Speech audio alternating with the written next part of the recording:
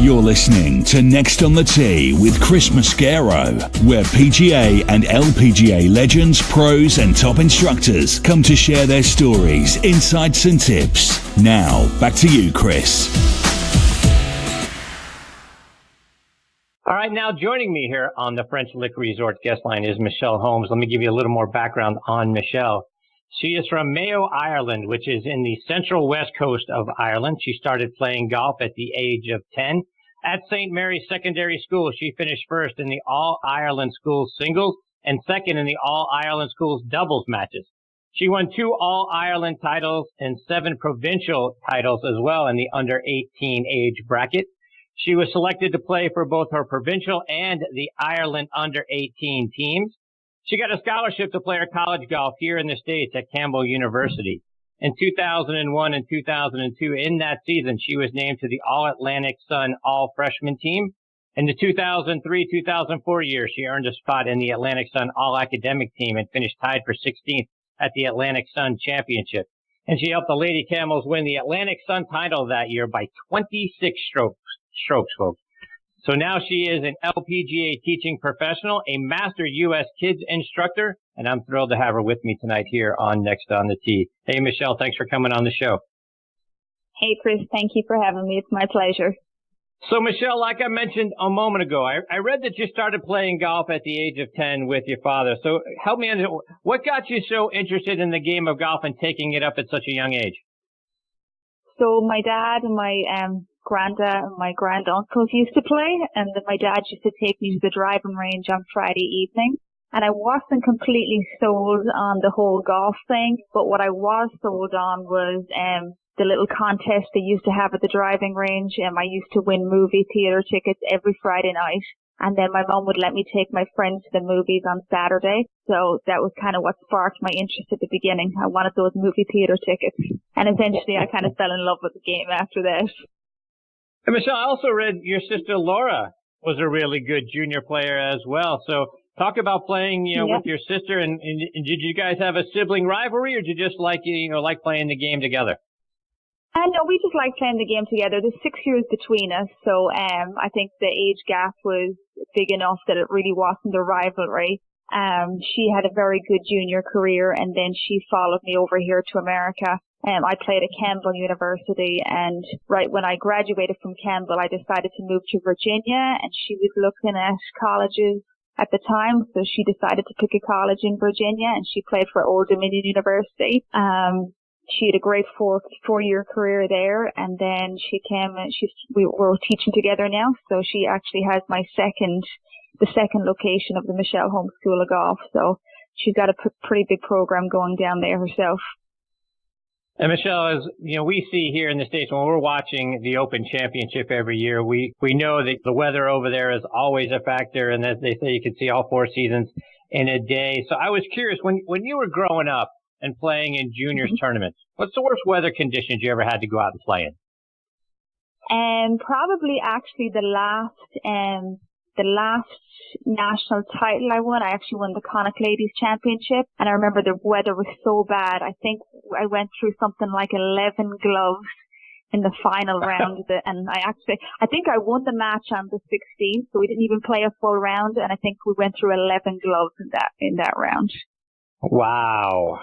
Yeah, I've become so Americanized now. So when I go home now, in the mornings, Dad will come into my bedroom and he'll be like, Michelle, you want to go play golf? And I'll just hear the rain beating the window. And I'm like, Dad, just leave me alone. So he always gives me grief for being too Americanized now. But, to that point, based on the things that you grew up having to play in those conditions, when players over here complain, whether it's too windy or maybe it's drizzling a little bit, do you laugh at them? How do you deal with people that don't want to get out if it's not just absolutely perfect weather? Yeah, you do see that here a lot. And I remember I went home a couple of years ago and they had a junior tournament and the weather was really bad. And I was convinced this tournament has got to be cancelled today. And the organizers were looking at me like, no, the kids are going to play. And I was thinking, if this was in America, you would be done for child cruelty or something. So it's just it's a different world, but that's all they have over there. That's what you grew up with. And, kind of going forward a bit, I remember when I came to America, I used to think, all these American girls, they really have these great golf swings, but they just didn't know how to play the game as well as, let's say, I thought the European players did. And what I mean by that is I felt like the European players were able to scramble better. They played in more elements. So they were just able to get the ball in the holes just that little bit better, I thought. So it's interesting that I saw that as soon as I came to America.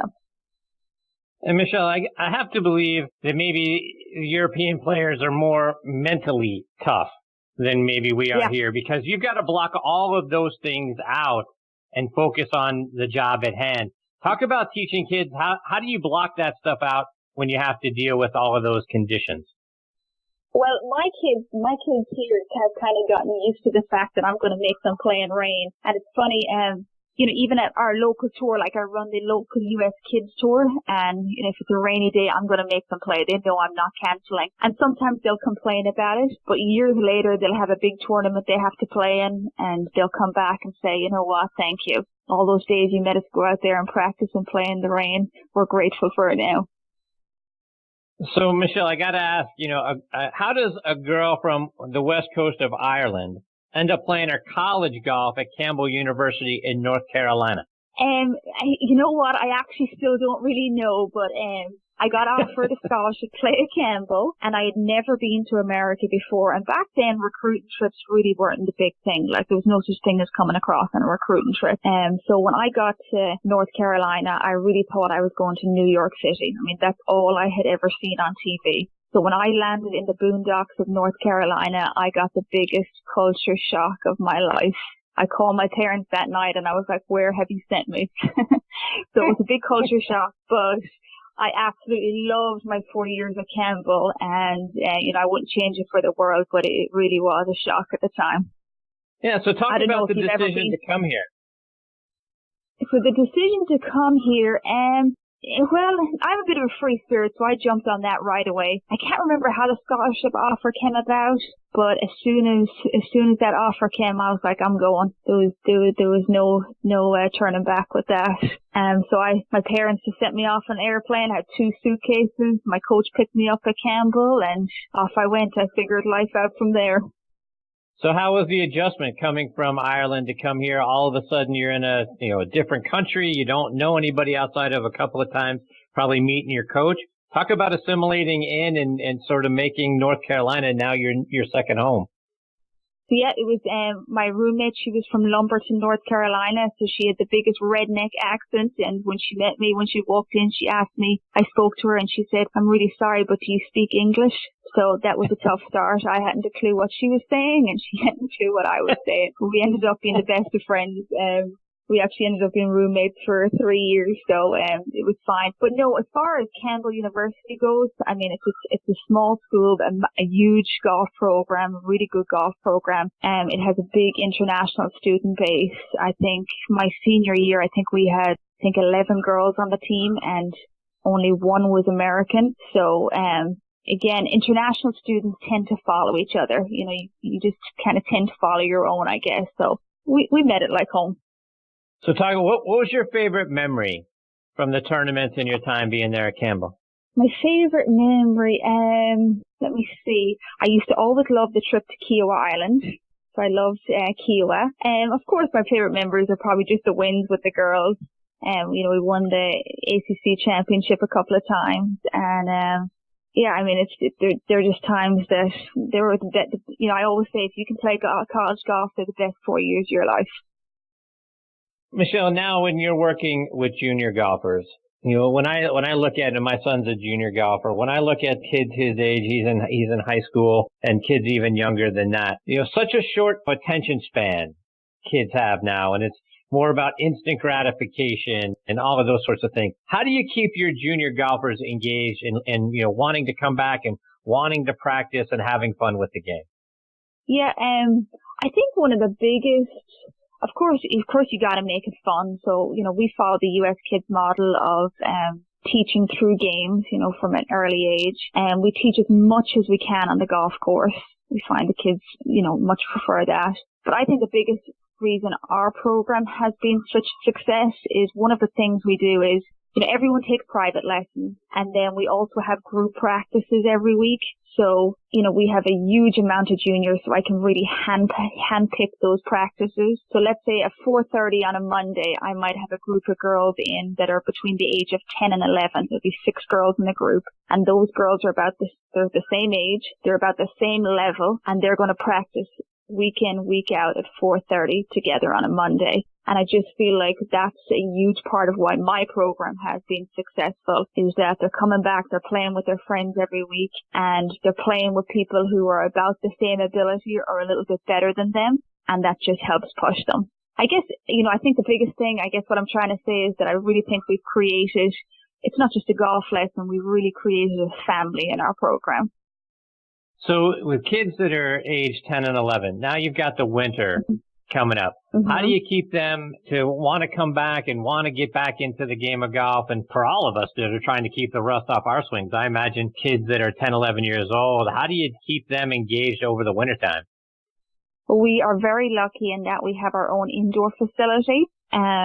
So we just actually moved indoors. So we have an indoor facility about 10 minutes away from the golf course that we're at year round. And that indoor facility, it has 2 simulators and some hitting nets. And upstairs we've got one big short game area. So the kids are loving the indoor facility. Obviously gets them out of the cold, and it lets them train through the winter. And we feel like then, especially the competitive kids, they're hitting the ground running in the springtime when it comes tournament time. So we found that our tournament results in spring have been much better over the last couple of years since we've opened up that indoor facility. So they're really enjoying that. And Michelle, you tweeted out a great piece of advice for parents, not only for junior golfers, but just children athletes in general. And what you said was, the greatest gift you can give your child athlete is the freedom to play without fear. Be the calm in their game. Don't be the chaos. Talk about what you meant by that. You just see so many kids. I was at a big tournament recently, and I actually said to another coach, I said, I've rolled around the golf course and I've watched a lot of players, and I said, I feel like I've seen one kid today play without any kind of fear. And, that's just a really sad case to me. So I really try and work on that with our kids and parents, in that to be able to play this game, you have to have a clear mind. So I'm always begging my parents and caddies play the game. When they turn up on a given day, just let them go play golf. Let the result be the result. Let's deal with that tomorrow, but let them play golf with a free mind. I don't want them out there thinking, oh, what's mom going to say, or what's dad going to say, or what's my coach going to say. So that's the question, right? Where does that fear come from? Is that stuff that we as parents instill in the child? Is that trying to live up to what our expectations are? How do we turn that fear off? It's probably a lot of different things. Probably a lot of it is just probably parents, living through their kids a little bit, or just, wanting it too badly for their kids. I think, the biggest thing I see is, parents really want it for their kids, and they think that winning is going to make their child really happy. But really, if I was to line up my 10 best golfers and ask them what's the most important thing to them about golf, I guarantee not one of them would say anything about winning. They would say playing golf with my family, or playing golf with my friends, or, just having fun with it. But I think that what a parent thinks the child needs and what the child actually wants, I think, are 2 different things. So we've got to be very clear on that. So have you ever had to pull a parent aside and try to level set their expectations so that the game could remain fun for one of your students? All the time, and I have absolutely no problem doing it, and my parents know that. And, at the end of the day, I'm here for the kids, so I have no problem speaking up on that kind of matter. I do firmly believe that no matter how talented your child is, they have to really love this game. You think about it, even the best players on tour, even if you get to tour level, and not many people have the chance to do that, but even if you get to tour level, you have to really love this game to want to stand out on that driving range and practice for 12 hours a day, like you would have to if you were at a tour level. So, no matter how far you can push your child, at some point they've got to take it on their own, and they're going to have to really, love it to want to be able to push it to that next level. Even if it's college, I mean, you think about college golf, you're practicing 4 or 5 hours a day. You've got to really love this game to want to do that. So if you had students come to you and, hey, lesson's over, that sort of thing, no, I want to stay, I want to do more, help me with this, show me that. Do you have students that are reaching out and that proactive because you can start to feel that they're starting to have a budding love for the game? Oh, definitely. I mean, to be honest, we see that every day. People always ask me, how do you create such great golfers? I mean, we've had a lot of good golfers come out of our program. And, I really say, it goes back to my mission. My mission is not to create a great golfer. My mission is to create experiences that encourage kids to play the game forever. And I think by creating those experiences and, of course, giving them good, fundamentals, the kids, by creating those experiences, the kids just want to come back every single day. I mean, they're running in to see us. And, when they want to come back every day and they're practicing every day, then all of a sudden we got some good golfers on our hands. Michelle, what's the nicest thing one of your students has ever said to you? What's the nicest thing? Actually, the first thing that comes to mind is one of my little girls asked me to come to her Christmas recital this past Christmas. And I've gone to plenty of things like basketball games and Christmas concerts and whatever else. But when I got there, her grandmother had said how Hannah earlier that day had said, Michelle is just like family to me. And that just kind of stuck because, I mean, she only has her immediate family here in the area. And I was just so touched that she thought of me as, that person that she wanted to invite to that recital. So that really stood with me. No doubt. But that's fantastic. We deal with a lot of, nice kids and nice families. So, just going to work every day, I feel like the luckiest girl in the world. So it's been a fun journey with these kids. Michelle, just a couple more before we let you go. And you recently took a trip over to Kenya. Talk about what it was like and what made you decide to go over there. So Kenya was an amazing experience. I learned so much about life while I was over there. So myself and Zoe Allen went. Zoe is a good friend of mine. She's a pro in Northern Ireland. And we have a good friend in Manu Casio. And he has a program over in Kenya. And just for a number of years now, we've kind of been saying to Emmanuel, yeah, we're going to come over. And then, so I finally said to Zoe, I said, come on, we got to do it.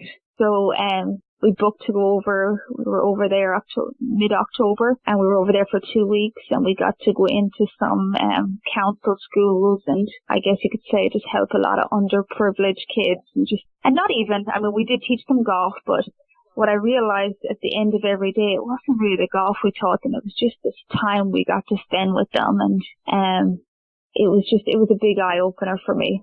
It was a big life lesson for me. They have very little over there and they're so happy. And, just even the kids, there was times where we had 50 to 60 kids in front of us and we couldn't even put golf equipment in their hands. They were just so eager and happy, even just to, swing with no equipment or no golf balls. That was just a big eye opener to me. Had any of them ever played golf or knew what golf was? And we did deal with some kids who had, and I know Kenya just had, I think 3 or 4 kids last year at the World Championships, and we did see some of those kids over there. So that was lovely. But as far as the council schools we went into, the underprivileged kids, most of them had never played golf before. They maybe had played, with Emmanuel and his program, but I'm not sure how often he gets to go in and see each school, but no, very little. But we did see some good golf swings, and it was just amazing just to see how happy they were and just so eager to learn. That's what just stood out to me. They were just so excited and eager to learn. So Michelle, what's up next for you? What's going on with you over this winter? Hopefully just improving everyone's golf game. Let me see if I have anything else going on. I'm going to go to the PGA show in January, so I love that show. I know we just lost our home base golf course, so I'm going to be busy over the next month or so checking out all the other facilities in the area and trying to decide, what facility we would like to go to and who would like to have us bring our program to their course. So we've got some figuring out to do. But we'll be at the indoor facility for the winter, so that's fine. We'll be there until about March, but we just need to find a new home course for the kids come springtime. And your course just closed out of nowhere, right? One day everything was there, and the next day it was closed. Yeah.